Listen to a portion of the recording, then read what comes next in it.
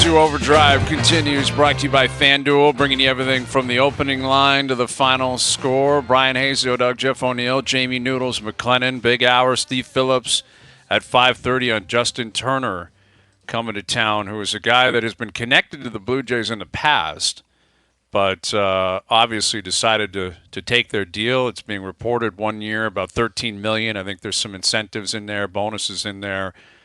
He did hit 23 home runs last year. He had an OPS of 800. You know, he's predominantly a DH now. He can play a little bit at first base, maybe third base. But listen, if this is the big fish, then obviously it's put not, it on the. It's not great. It's not a great offseason. It's not. It went from Ohtani to this, right? Like that's what we're talking about. That's not the guy. That's not, it's unfair. You're not. It's not his fault. Exactly. I get it, but there was so much excitement in this city when the report about the plane and they're in it and they were favorites. I mean, Steve's coming up. Like he said it himself. They're probably favorites to land this guy, and it never materialized. Now we're talking about Justin Turner. And fans are like, I mean, diehards are like, they're talking themselves in. You read the tweets today, some people that I know that are diehards are like, you know what? I'm okay with this. They're talking themselves into liking this, which is fine. It's not about like Turner individually. It's compared to what else we've been discussing, including Ohtani at one point, Juan Soto at one point, Cody Bellinger, who's still out there. Right. Jock Peterson. You know, there's been a number of names that have come up. Jorge Solar is still out there. Like guys like that who are younger, possibly bring more power. What's the hesitation in paying Bellinger? Well, I mean, I think his last couple of years in L.A. got really ugly. And last year it was a one-off. Chicago, he put up numbers. I guess the concern is, like, who are you getting and who are you paying? Right, like if he's asking for a 5-year deal at big money and then he reverts back to who he was a couple of years ago, you're in big trouble. Did he win a home run championship or an MVP? Yeah, MVP. Like he at one point was serious. Like when he was coming up, man, it was like look out. Like this guy was the king of LA, and that's why maybe they're not done. Right, like there are still players out there. Matt Chapman's still available. I don't think they're going to bring him back. But he's still out there, and it's got to be a really anxious feeling if you're a baseball free agent right now, and we're into February in a couple of days. Well, you remember hearing Kiermaier. He was like, look, man, I thought I'd have a bunch of suitors. I thought I played great in Toronto. And he was pretty honest with his answers. Not a lot of athletes are that honest when doing an interview. He's like, there was no other interest in me. Yeah. Not one other team wanted me. Literally no one else called but the Blue Jays. Yeah. Which that's him on the record. And, I mean, listen, they've been calling for internal improvement. I think Vladdy is a big part of that. I think Alejandro Kirk is a big part of it. George Springer, and then Alek Manoah. Like, you get more out of those four guys in particular, then that's probably going to do more than anyone during the offseason was going to bring outside of Shohei Ohtani or Juan Soto. But, you know, they bring back Kiermaier. You're basically hoping he gives you the exact same season he gave you a year ago. You bring in Turner, you're pretty much hoping he's just the exact same guy he was a year ago. You know, 20 home runs, 25 home runs, gets on base okay, don't strike out too much, stay healthy. You know, it's a tough pitch right now. Like, it's a tough pitch for a team that kind of backdoored into the playoffs last year, had high hopes in the offseason of really starting to recalibrate your team and go big game hunting, and at this point it just hasn't landed. So that's tough. It's not any of the individual players' fault, but if you're a fan, Noodles, it's landing flat right now. Yeah, they better. I'm hoping they've got something else up their sleeve because Justin Turner is a good guy. He's a good player. He's 39 years old. You don't want it to be like, Ohtani, we were in on Ohtani, and this is the guy. Like, this guy's coming into town, and people are going to come at it with that attitude. I would hope that it's by committee, and you're right. They're hoping that Vladdy has, a turn back the clock type of season, and Bo continues to progress, guys like that. And maybe, Manoah shows up because he's been working out hard and starts throwing balls, But you're right. Completely unfair, and I can't imagine anyone sensible is doing this. You can't say, well, Turner, it was going to be Ohtani, now it's Turner. I hope Turner supplies, anything close to that. Obviously, that's not going to happen. Today it was announced Vladdy's going to be on the cover of MLB The Show, the video game for 2024. Play like it. I hope Which he plays I like found it strange this year. considering he came off the worst season of his career. But anyway, all right. Here's Mike Johnson, our TSN hockey analyst. How you doing, Johnny? All good, all good. That's amazing that he's on the cover of the video game. That's what I saw this Was that afternoon. a fan vote? I don't think so, and I don't believe it's like geographic. I don't think it's just in Not Canada. a Latin America thing? Something? I don't believe so. Canadian version? Something? I think it's across the board. I think Vladdy is. They're looking at him to sell video games. It's that speaks to the power of his hype. Like everyone, like Vladdy, the name, the kind of the freedom that he played so young. I think people still think that he's the next coming, but it's sort of not quite gone that way, unfortunately, just yet. Yeah, the last couple of years. Like after 2 years ago, I could totally reason with that. Sure, but the last year was not a great season for Vladdy. I think he'd be the first to admit it. But hey, who knows? Maybe he breaks the curse. Maybe everything turns around here. He gets on the cover. He seems to be in great shape. Read some quotes from him. Best shape of his life. Best shape of his life. Great summer working out. You hear that every year. I would love to. Every year we hear about some best shape of his life. I would love to hear it's like that guy looks like a tub of garbage. Like I would not. Noodles, I love Manoah posting the pic when he's doing squats. It's curls or whatever. Yeah. Are you trying to show people that you're in shape? Because you're supposed to be in shape.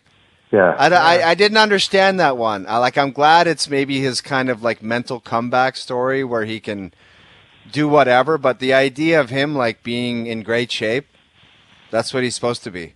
Yeah, his job, technically. Yeah, and don't celebrate doing the bare minimum.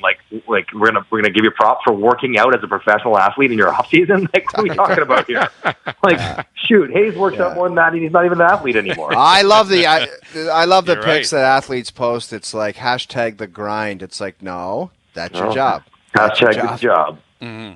Yep. Yeah, you got to be in shape. Exactly. I mean, the best is the guy who's 5, 6, 7 years into his career. It's like, I'm finally realizing it's kind of important. Yeah, maybe you're right. I mean, you've been in the league for a while now. Probably a good idea. Anyway, we the idea of celebrating things, we discussed this yesterday, and I think, Noodles, you brought it up when it came to John Tavares and how we react, to him getting on the game sheet he scores on Saturday night, where I think it's very relieving for him. I think it's a relief, I'm sure, for the team. You got to get him going here.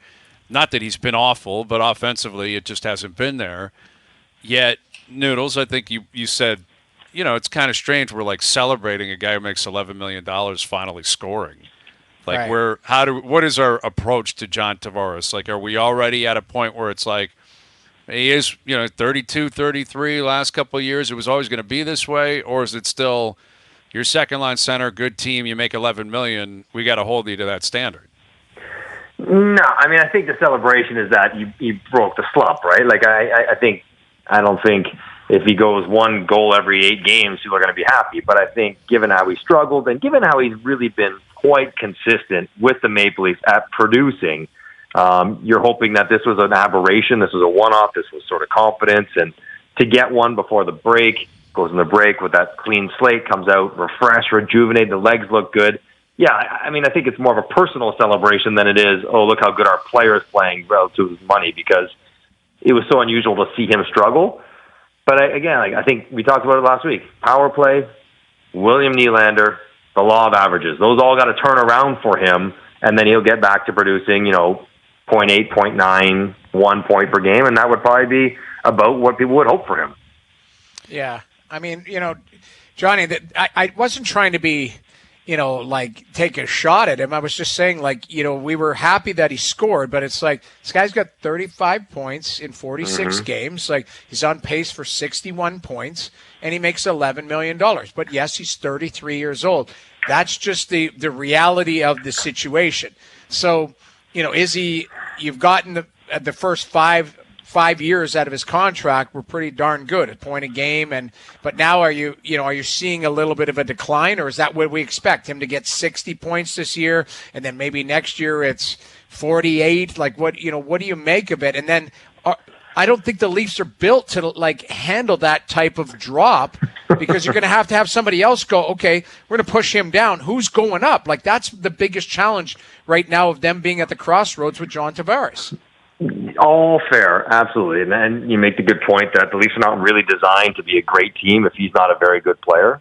And that's not his fault. But it's also the idea of when, like, every guy who signs a long-term deal, whether it's Zach Hyman or John Tavares, whoever, right? Like, the assumption is the last year, the last two, last three will not be quite as good as the first few. And we're on to that. Like, we're on to the point where he's getting to an age where he won't be as good as he was 4 years ago, where he was awesome his first couple of years, like better than good. He was great his first couple of years. Yeah. And there has to be some sort of acceptance. Like, I think when you sign him to this contract, you understand that years 6 and 7, he probably won't play like an $11 million player. But you're doing the deal because the first few he will play like that and then some, and that's the price you pay to get him on your team. And you got to stop maybe internally comparing him to that level of production, because he's not going to give it to you consistently going forward. He's not going to get 40 goals again. He's not going to get 90 points again. And that's got to be the new norm that you should be prepared for, because that's life. That's a reality when you get guys playing in their mid-30s. So we're into the All-Star break. The Leafs are back Monday, and I think they have 35 games left. Mm-hmm. Who do you think on the Leafs has the most pressure to perform and to drag this team in the right direction? Going forward, the most pressure will be, I don't know, it's Austin and Mitch. It's always Austin and Mitch. The two of them put together, because they're the best players. Now, Austin's on pace to score 70, so he's not on pressure to do more, but he's just on pressure to still be great. Mitch is going to score close to 40. So, he could probably get a few more points, but they've done well to their job. I would imagine now, with the contract and the way that somehow production has really slowed down since the new contract, if William Nylander can feel pressure, he might feel a little bit of pressure to get back to where he was the first 30 games of the regular season, not the last 6, 7, 8 games. I put that. And the other person, you know what, Hayes? Brad Treliving. He's got pressure. Yeah. Because if you look at the moves he's made, they haven't been great for Toronto, right? Like, they haven't turned out the way that he hoped. Whether it's Bertuzzi, whether it's Domi, whether it's Klingberg, whether it's Reeves, it hasn't been great. They've been okay, some of them, but not all of them. He's got flexibility with Klingberg. He knows he has needs. He's talked about it very openly. And we talked sensibly about, is this the year you don't maybe go all in? I don't know if that's how he's going to approach it. Like, I think they're going to, give her to try to be as good as they can be. Next year ain't the year either, Johnny, because there's just nothing going on. So next year is a write-off too. That from that perspective. Well, except they have a lot more room in the summer. They're going to have a lot of contracts expiring, so there'll be at least a little more flexibility for him to do something. I get how they're really squeezed next year because Tavares makes his 11 as well. But I just think that he has a lot of pressure on him to knock it out of the park. He's got that $4 million. Like, how often have the Leafs had debt, like open cap money, just sitting there because a guy has left the team and not used it right away? Very rarely. And yet here they are with Klingberg been out of the lineup for months, and they haven't really spent his money on anybody else. They got to find what that money goes to, and they can't miss on that decision. Yeah, whether that's a rental or a player coming in with term. Sure. Yeah, whoever it is. It's got to be a defenseman. They have to take that money, and it might not be Chris Tanev rental. Maybe it's a guy Hannafin on a contract. Whoever it is, I don't know, but they can't miss on that deal. They kind of missed on the Klingberg one. They can't miss on the next one. Yep, no question. With Mike Johnson, our TSN Hockey analyst. Johnny, we've had some fun with because it's all just fun. We're all having a good time with the really? Top 25 NHL player list up on TSN, and everyone's got a different viewpoint on it. And This is looking back on the games that have been played. Need to clarify that 45,000 times. Right. Yes. It's not about projecting the future or anything and like just that. simplify it, Hayes. First 45 games of the year, who did 10 or 12 people in our building think are the best of those players thus far? That's it. And Johnny, I just one other comment. Bryan Hayes hates Connor McDavid. That has to be. We need that as a headline or something. Get too, it out there. That'll get a lot of clicks, Noodles. Because we're trying to it's so funny the reaction from people. But anyways, go ahead, Johnny. Well, yeah. I mean, I'm sure you're a part of it. McKinnon's at 1, and McDavid's at 2, and we all have different views at specifically where McDavid should be. So, I guess your take on that. Yeah, well, it's good that you hate McDavid. It's clear in your analysis. I mean, it's that much is obvious. Yeah. So let's just get that out of the way as well. Draisaitl, you're not a big fan of either, for that matter. So everything Edmonton. No, I'm not. No, so I, like everybody, had McKinnon 1. I chewed on McDavid, Kucherov for 2. I think they were the clear 2 to me. And I gave it to McDavid, actually, because 1, he's played 6 fewer games than Kucherov. So if you go by points per game, the difference in offense is not quite as stark as the 18 points or whatever it looks like. Mm-hmm. If you look at their ability to drive play 5-on-5, Kucherov obviously better on the power play and was better in the first quarter of the season. McDavid's been better at 5-on-5, especially defensively, and was better maybe in the second half of the season or second quarter of this first half. So I gave it to McDavid. Also a bit of a lifetime achievement. I still think he's the guy, even though he hasn't scored as many goals. But yeah, it's an interesting debate because when you see I think it's 18-point gap or whatever it is, that's a big Massive. gap for 45 games. But I still gave it to McDavid over Kucherov, largely because Kucherov is a net zero player at 5-on-5. He gives up a lot of chances, he gives up a lot of goals against. He scores a lot, but he gives up a lot. Mm-hmm. Well, and he also plays a different position. I had Kucherov at 2. I think, again, it just feels like the goalposts move a little bit here because last year McDavid, that power play was historically great. No one was like, well, I don't think I should give it to him because he had power play points. It was like, wow, look at the guy.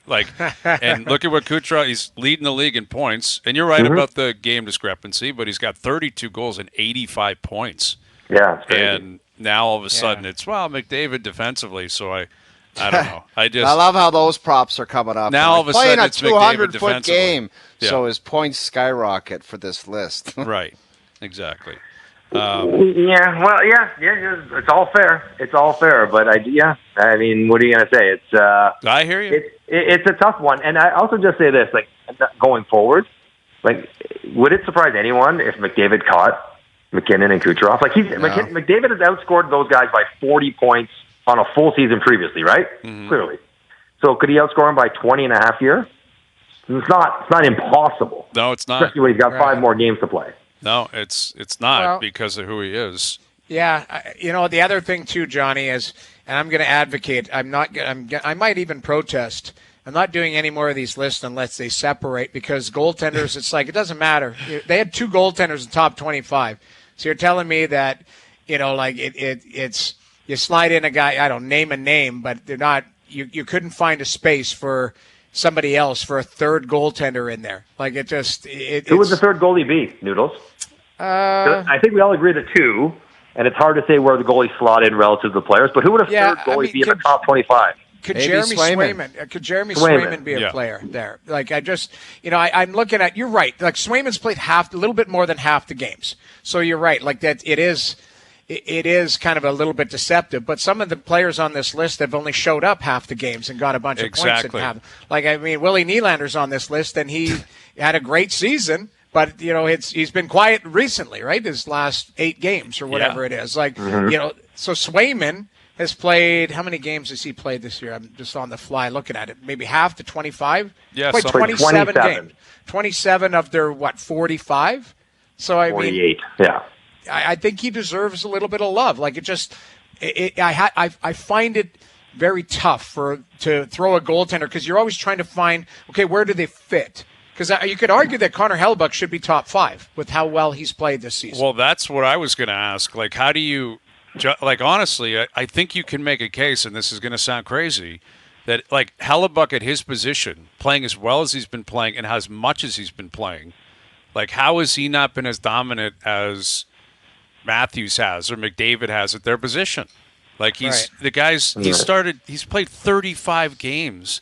He's got a 924 in a league where the save percentage is falling off a cliff. Yeah, because we're not obsessed with that. We're obsessed with possession and toe drags and right. curl and there's a place for all of the it. bar. There's a place for all of it. I get it. I would say this.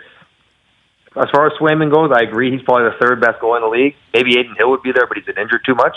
Yeah. The problem with saying Swayman belongs there is Linus Ullmark has almost the exact same stats. Yeah. Not quite as good, but very close. So it's hard to say, well, yes, he's been incredible, but the guy who's also his backup or the other guy on the team has is Ullmark also a top 25 player in the league? That sort of, hurts the Boston goaltenders. As far as Hellebuck goes, you could make an argument that he deserves to be higher the way that team plays defense. Although Hellebuck, if we're going on the first half of the season, the first quarter of the season, he was good, but not great. The second quarter is when he became great. So, again, on the whole, I believe he belongs to be the best goalie. I think him and Demko are the two obvious guys, but I look around, I'm like, you put Aiden Hill on there, Swayman, Ingram, Quick. Who else belongs on there? No one else has really played that well to warrant a goaltender spot, I think, in the top 25. Well, you could argue then, to counter it, why is Demko not higher? I mean, there was a time where Demko was goal saved above expectation, the highest. Vancouver was first in the league.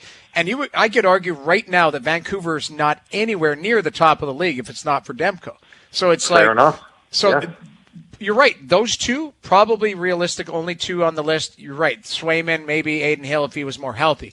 It's hard to choose one because we are in a platoon system now where guys aren't the standalone. That's why Hellebuck is an outlier playing that much games. Everybody else kind of has played tandem minutes. But Demko has been a clear-cut starter. He's been a superstar. And if you look at the analytics with him, goals saved above expectation, he was leading the league for a long time. So, I always find that these lists, it's easy to go, well, this guy's leading the league in points. This guy's leading the league in goals. This guy's leading the league. Where does the defenseman fall into this? Like Quinn Hughes. Quinn Hughes could arguably be the first player on the list. I totally agree with you, Noodles. How could you argue that? Again, you can argue. You can argue because we're talking about all great players. You said the first 2 months of the season, Hayes, Quinn Hughes is the most electrifying player in the league, period. I agree with you. Yeah. I agree. Yeah. The bigger discussion is because it's hard to, how do you prioritize forwards to Ds to goalie? And that's, there is no right answer. Right. But what I am curious, though, is, Hayes, who did you have as the first defenseman? McCarr or Hughes? That's a apples to apples. Who did you rank higher? I had Hughes higher, fairly. So. Yeah. But I think, and that's not at all suggesting that Hughes is better than McCarr. It's the I same don't think thing as anyone McDavid in the world, and McKinnon. Yeah. Right. Nobody in the world saying they'd rather have Hughes over McCarr. Mm-hmm. But just so far this year, that kind of comparison, as far as forward to forward, goalie to goalie, D to D, that's a conversation you can have sensibly. I agree with you. I mean that, and it's a testament to obviously how great these players are, how consistently great they are. That I think we all came into the season knowing McDavid, McKinnon, McCarr, that. I think was 1, 2, 3 or close to it at the start of the year. Matthews. What about Matthews? Yeah, we good with Matthews at 4. I mean, 70 goals is 70 goals. Oh, that's a number that is absurd, not done in 30 years. Right. But I still think we watch him every game, right? We all do. There's been years where he's played better. I agree. Maybe not scored better, but probably played better. Right. The 200. That's crazy to say, to have 40 goals and say he could still play better. I don't even know. I know what you're saying, but I forget what that would even look like, considering the guy has 40 goals. But I think it's what Strutty was talking about, where we are, McDavid's playing a more rounded game and doesn't care so much about points, where McDavid was getting 4 points a night, but he's giving up. Let's be real here. This list is not about rounded games. This is just about I don't know. I know one thing about this. It's not about rounded games. Well, but it's subject to opinion. The point being is, and what Johnny's saying, and I agree with him, I think Austin Matthews have had better rounded seasons. Not that the goal production is still ridiculous, but I'm saying there's times where we would argue it's like this guy's a better 200-foot player than player X, than this guy, this guy. We've had those arguments in the past where I think there has been pockets of Austin's play this season. Now, that might be his line mates trying to figure out who the hell's playing on the left side, because there was – like, that affects your line. Like, consistency, it was been Bunting. It was Hyman. Who the hell's their left winger right now consistently? Like, I don't know. No, Is it's it pretty Bertuzzi? smooth. They had the guy Holmberg. A guy was Pontus playing for the Holmberg was up Marlies. there. All of a sudden, he's playing for the Leafs, and people want to have a statue with him. All of a sudden, he's on the fourth line, and he might not be in the league 2 weeks from now. I don't know. The left side, for me, doesn't have the consistency with those lines. Like, I would argue that Matthews has played – like better complete games, but he's still a dominant goal scorer. But he's in the top 10. It's just a matter of, has he been better than Pasternak? Has he been better than Quinn Hughes, Cale McGrath? Right. Connor Hellebuck, again, to get back to the goaltending, I don't know. Hellebuck, I think, has been the best player at his position all year. But 70. But 70, right? Like, that's what he's on pace for. We haven't sniffed 70 in 30 years, so that's the part that's tough to get over. When you look at it. And one of the criticisms, if you're going to criticize Austin Matthews, is like he has no assists, right? Like he doesn't have very many assists. He's got 18. 18, less than Max Domi by a few. Right. But again, that can go to his line mates. Like other people need to score. And if you look at primary points, which I know O loves, he digs into that. Like he's actually very high when it comes to primary points. Yes, he is. Like he's not picking up a lot of cheapy seconds because his teammates, line mates are doing great things after he dumps it out. If they score, it's because he's involved. Yep. Yeah, right. He either scores or basically feeds them the puck. I mean, 5-on-5, it's the same thing. Yeah, so I think what it sets up for is like a second half that there's still debate. Like McKinnon's in the driver's seat. I think Kucherov would be right there, but McDavid's going to make noise. Matthews will make noise. Pasternak could make noise. Pettersson's going to make noise. So it's still, especially if Edmonton rolls. Like, obviously they're going to lose at some point. But if they get, I think are they 11 back behind Vancouver with 4 in hand? Yeah. Maybe 13 back with 4 in hand. Like, they could be within 5 or 6 by the end of 2 weeks from now. Like, if they threaten to catch and pass Vancouver, which would have seemed ludicrous a month and a half ago, but it seems almost even money that they will do that. The argument always being like McDavid, team success versus great individual success. What if he has less individual, but he's on this incredible team that's the best in the Western Conference? How that plays out in the heart and everything else. It'll be fascinating because it's sort of been a foregone conclusion, these awards, Art Ross and Hart, the last few years, McDavid. But this year it could be interesting watching probably Kucherov, McKinnon, Hughes, and McDavid battle for it. Absolutely. All right, Johnny, we'll leave it there, buddy. We'll do it again later in the week. All right, boys. Oh, could you believe that car drove by you in the parking lot? Hey, I can't Johnny, believe this. Listen to me. I came clean yesterday. He did it, and it was real life. And I said, "Sir, you have to do something you have to do something near and dear to me. Can you please circle around the shopping cart section and then come back around? And I have to record that." Because people don't believe me with the amount of times it's being said. And he obliged. And the funny thing is, I went to Monty's Meats up the street after Costco, and guess what? He drove by again, and he said it again. Hayes is a fraud. I said, hey, it's you again. Guy's following you around. You got a stalker that just now he's chasing you.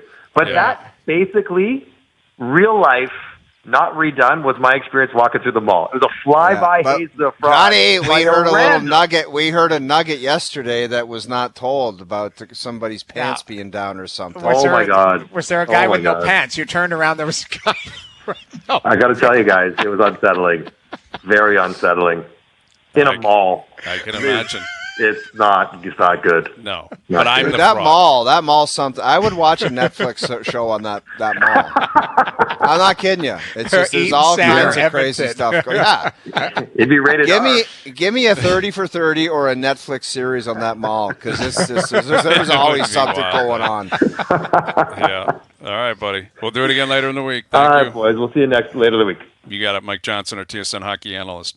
All right, Steve Phillips coming up. Justin Turner's on his way up to town. He's going to be a Blue Jay this year. What does he make of the deal? What else could be on the back burner here for Atkins and company?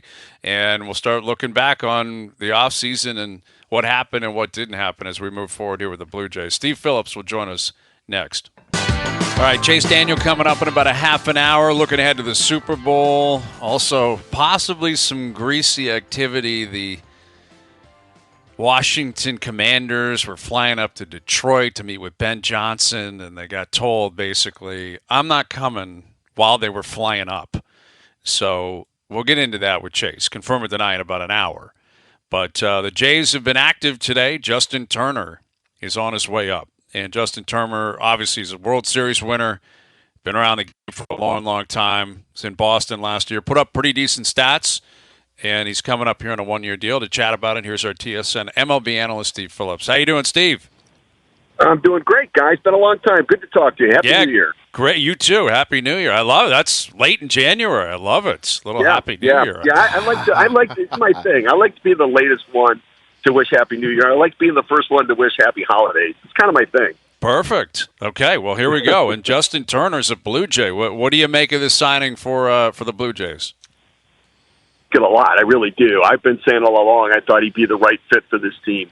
You know, he's such a professional hitter, and that's what they need. And I think his style, his approach, and the fact that he's verbal and will share that with everybody on the team, I think is important. I think he can play some third base, some first base. He can DH. He's a doubles machine. He's a contact hitter. You know, he's the kind of guy that, you know, you think about it, you know, he drove in 90-some runs last year. And he, you know, didn't have 30 home runs, but he still drove in 90 runs because he knows what to do with runners in scoring position. He's not the swing and miss that Matt Chapman was. He's the guy that will hit the flare to right center field, the ball will fall in, and he'll score the runner from second. With less than 2 outs and a man on third, he'll put the ball in play and get the runner in, hit a ground ball up the middle just to get the run in the game. And so he's a real baseball player. And for a team that I think plays immature baseball sometimes with the way they run the bases, some of the decisions they make, I think having a 39-year-old who's been around for a while, I think is really helpful. Now, I like it, but I don't know that it's enough. I think they need more, but I do think he is the right fit. They made the decision to walk away from Matt Chapman. That seems really clear to me. I mean, I don't know. Maybe they're still in on Chapman. I would play Turner at third with Biggio.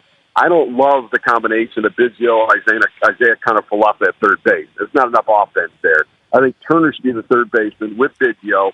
Biggio can play some first and some outfield, and then you go get another DH, and Kiner-Falefa is the utility man. We'll see how they structure it, but right now we keep hearing that they're looking at Turner being the primary designated hitter, which isn't necessarily how I use him. I like him on the team, but he wouldn't be my exclusive DH.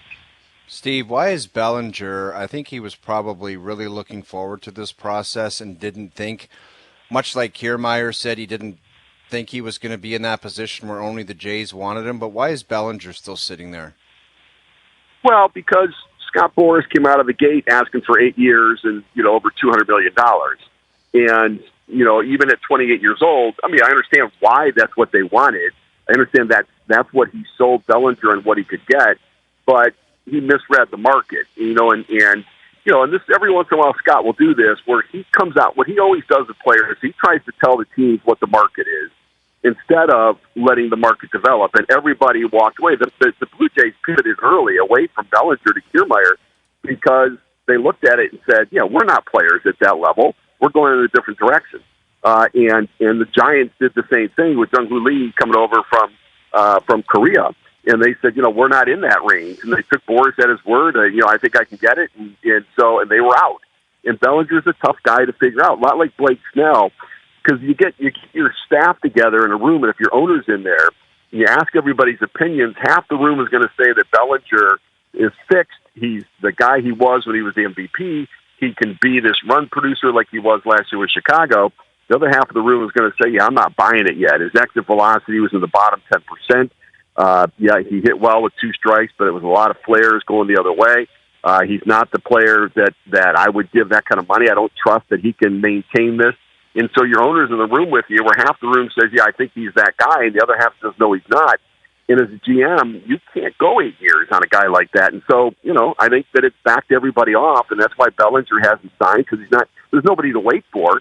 He just isn't hearing what he wants, and I think it's the same thing with Blake Snell, that teams are scared away from him throwing strikes, and that he's had 2 good years out of 6. He doesn't average 6 innings to start. And so I think that's where Boris has run into some trouble this year. He's got 2 very complicated players that teams aren't biting in the way that he thought they would. Steve, where do you think the fan base as a whole's mindset would be? It was a difficult ending to the season. There was controversy. Ross tried to talk his way out of it in the end of the year presser. And I do know this is not about winning over votes and approval ratings. It's about winning baseball games. But where do you think just the whole mindset of Blue Jays Nation is as far as what's been done here, where Ross is at, the devastation of no Ohtani, just all of it combined? Yeah, I think that so far I would say that generally it's been a loss of an offseason, from a public relations point of view. I mean, it was going to be hard to come back from the whole Ohtani debacle and the expectation he was on the plane and everything else. Now, Yamamoto, would have at least made up for some of it, but he's not Ohtani. And he wouldn't have had the same, zip in town there that Ohtani would. Then they lose out on Yamamoto as well. Then you hear they're in on everybody else, yet nothing's getting done. And I think at some point, you cry wolf so many times, people don't listen anymore. Now, look, I think Turner is a name people recognize. I think that, for the most part, I think you're going to see a lot of the analysts out there thinking it's a good signing for the Blue Jays. But I don't think it's enough. Now, if they get J.D. Martinez in addition to Turner, then I think people will go, wow, J.D. Martinez, 33 home runs last year, drove in 100 runs, veteran hitter.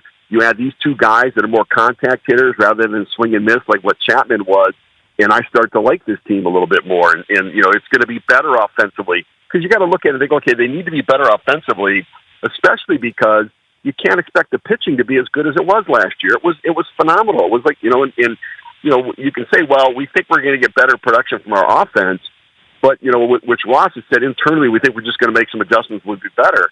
But you have to understand that the pitching may come back a little bit, and it's not going to be it's not going to be an embarrassment if it does. It's kind of what happens a little bit when everything goes well on one component of the game. The next year it probably doesn't, and so you got to make up some ground. So there's a lot of still good players out there to be had. We've heard rumors that they were checking in on Snell. No, I don't know whether that's I've not really heard that anything active with it, or whether it's just sort of the normal, you're checking in with everybody because that's what you do as a general manager. But I think they need more. Right now, I wouldn't pick them to win the division. And I think that I think they're a playoff competitor and contender. But I do think that they need a little bit more to really start to get, even from an analyst point of view, where I don't get emotionally tied in, I think they need to do a little bit more. But from a fan perspective, I think that it's still being looked at as a loss right now. Steve, you mentioned the pitching was brilliant last year. Where are you at with a guy like Alek Manoah? Now, on his Instagram, he's showing that he's working out hard and, looks pretty focused. But, where would your level of concern or level of confidence be with a guy like Manoah, given his season was such a train wreck last year? Yeah, so it wouldn't be confident at all. I would be, it's sort of a wait and see. And ideally, I would sure love to build in another starter for protection. Now, maybe they're looking at Tiedemann as being that guy. I wouldn't have been opposed to looking at it and saying, okay, sign one of the impactful starting pitchers and then trade Manoah and get an offensive piece. I think you can still sell some hope to teams where you can get you could have gone on the Cardinals, maybe gotten one of their outfielders. You could have gone to, I think the Orioles maybe and sold Manoah to them a little bit. Although within the division, they may not do it, but I don't know that they wouldn't if you can get a controllable pitcher. And so I would like to be hopeful, but, I've got to see the changes. And, it felt like last year when the struggles hit, he sort of dug in and got entrenched in, it's not me, it's everybody else. And that worries me a little bit. There's got to be this moment where when you hit that rock bottom, that you acknowledge your part in it and you come out fighting. And I heard a lot of, I don't know why they sent me down, as opposed to, hey, you know what? I don't blame them. I would have sent me down too. Would have been the better answer. And I'm going to go down there and fight my way back in here and figure this out. So, I'm not overly optimistic. I mean, he may come back and be great, but I have to take that wait-and-see approach. Yeah, and that's, I think, reasonable. I mean, I don't think you can pencil him in for anything other than hopefully he shows up in spring training and is in shape and looking good. Maybe he breaks camp in a similar scenario to the way Kikuchi did a year ago, or Barrios did a year ago, where... Yeah, I think we have to see a visible change, though, right? I mean, don't we all like to... Because I think that if we see him, to me, his upper body got sick, his shoulders and his chest got really... I want to see some physical change that makes it look like he took this seriously and he realized that there's some changes that needed to be made. Would you have paid him a visit, Steve? Oh, yeah, absolutely. I mean, I don't know if they have or haven't. I would have had the training staff down there. My thing was, and I learned this as the assistant general manager, when I'm watching and we got players just show up to spring training, we're surprised that they're either overweight, we're surprised that they're a little bit sore. I'm like, what are we doing? Like, we're paying all this money for payroll for Major League Baseball and our roster. Why are we nickel and diming the off season? I would fly trainers across the country. I'd fly players in. I would make sure that there were workouts. I want trainers taking them through the workouts so they could tell whether they've been doing the work or not. I never wanted to show up to spring training with a surprise. I thought that was a failure on my part as a general manager if there were surprises. So 100%, I would want to lay eyes on Alek Manoah down in Miami to make sure how he's doing, talk to him, because it's as much the physical part as, I want, and look, your job as an organization is to get the most out of a player. It's not to shame the player. It's not to beat him down. It's, I want to lift him up, but I want to celebrate him, but I want to see him. And then I want to sell belief and hope and that we're behind you and that we're going to go out there and get them, even if I know that on the outside I'm hoping it, but I have to be realistic and wait to really see what the result's going to be. Well, we're only a couple weeks away from pitchers and catchers reporting, which is pretty wild considering how many big names are still out there. We've mentioned a couple of them with Blake Snell, with Bellinger, Chapman's still out there, Solar. There's a lot of good players. So there's going to be more action, more activity, I would think, in the next 2 to 3 weeks. So if and when that breaks, Steve, we'll get back in the act here, buddy. We appreciate you doing this. Terrific. Always great to talk, guys. Take care. Got it. Steve Phillips, our TSN MLB analyst. Happy New Year. Yes. That's January 30th. Happy New Year. You've gone too far with that one. That's aggressive. I think 15th. I mean, there's all kinds of Larry David sketches about this, but it's I think the 15th of January is more than enough. I agree. The New Year is so far removed. And January is such a long grind. We're still in January, man. The holidays feel like it was 3 months ago. Dude, there's a lot of lights and things. I think if you get to March and those things, just leave them up until the next Christmas. Yeah, Screw it. Yeah. I agree with you. Once you roll it into the spring, you're gone. Just keep it up there. Absolutely. My lights are still up. I got to get rid of them, but No, why noodles? Just don't activate them. Leave them up. It's kind of a goofy look, though, in July when it's 35 degrees out and the lights are up. That's Hazy, you don't activate them, though. You could still have them in place. Have them in place. I know, but they look weird. You drive by, you can see that there's Christmas lights on the house. And I can see that really chapping your ass, too. Every day you're I got to get those lights off, and you don't do it. Yeah, it's not... You know what? You want to look buttoned up, and if you've got Christmas lights hanging off, and it just looks like it's amateur hour. You got to get it sorted out. The curb appeal is lacking at that point. Yes, that's what it is. Yeah. Okay. Chase Daniel in about 20 minutes on the weekend we just saw in the NFL, the Super Bowl upcoming. Confirm and deny still to come as well. The Raptors in action tonight. Best Bets brought to you by FanDuel still to come. OverDrive continues. TSN 1050 and on TSN 4.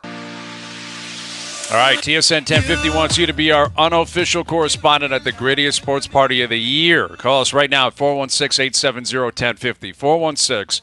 416-870-1050. The first caller through with the correct keyword announced this morning on First Up will win a $100 Golf Town gift card and will qualify for the grand prize draw, which includes a trip for two to Scottsdale, Arizona, a 4-night hotel stay, 2 tickets to the closing weekend of the Waste Management Open, an additional $1,000 Golf Town gift card, a custom full bag fitting at Golf Town Studio X, $500 cash to spend on the trip. Full details available at tsn1050.ca. Best giveaway ever, and whoever Golf Town, FanDuel, OverDrive, next year we want to send us there.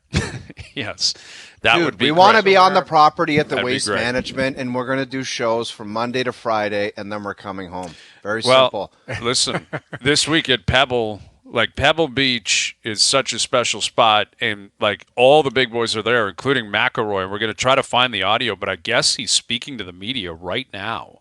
Wow. And it sounds like he's pulled a complete 180 on Liv golfers competing in the PGA Tour. If I'm reading this correctly, basically he's like, let's just let them come back, no punishment, whatever, let's move on, which that says it's happening.